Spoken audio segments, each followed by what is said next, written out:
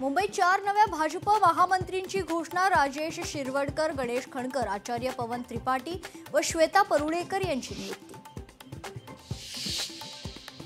सोलापुरात शरद पवारांना धक्का। प्रथमेश कोठेंचा भाजपात पक्षप्रवेश। मुंबई प्रदेश कार्यालयात पक्षप्रवेश सोहळा संपन्न।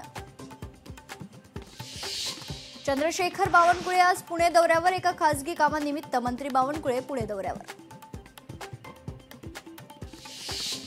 कोल्हापूर जिल्ह्यातील दौलत साखर कारखाना बंद। ऐन गाळप हंगामात कारखाना बंद झाल्यानं चंदगडमधील ऊस उत्पादक चिंतेत।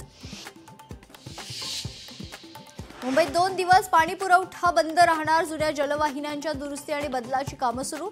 नागरिकांनी पाणी जपून वापरण्याचे पालिकेचे आवाहन।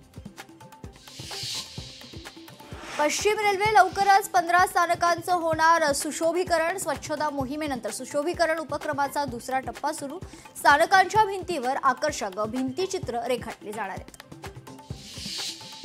नाशिकमध्ये थंडीत वाढ। पारा 10.6 अंशांवर। नाशिकच्या निफाडमध्ये पारा 9 अंशांपर्यंत खाली घसरलाय। गेल्या 2 ते 3 दिवसांपासून तापमानात सातत्यानं घट। महानगरी एक्सप्रेस बॉम्बनं उडवून देण्याची धमकी। रेल्वे प्रशासन आणि पोलीस प्रशासन अलर्ट मोडवर। प्रवाशांमध्ये भीतीचं वातावरण। भाजप आणि शिंदेंची शिवसेना एकत्र लढणार। कराडमध्ये भाजप आणि महायुतीत दुरावा। आमदार अतुल भोसलेंची माहिती। पुण्याच्या आंबेगावमध्ये आढळला मृत बिबट्या। अंदाजे 2 वर्षांचा मादी बिबट मृत्यू।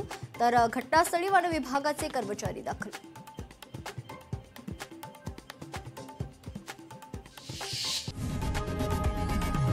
लोकशाही मराठी ऐका, पहा, जागरूक रहा।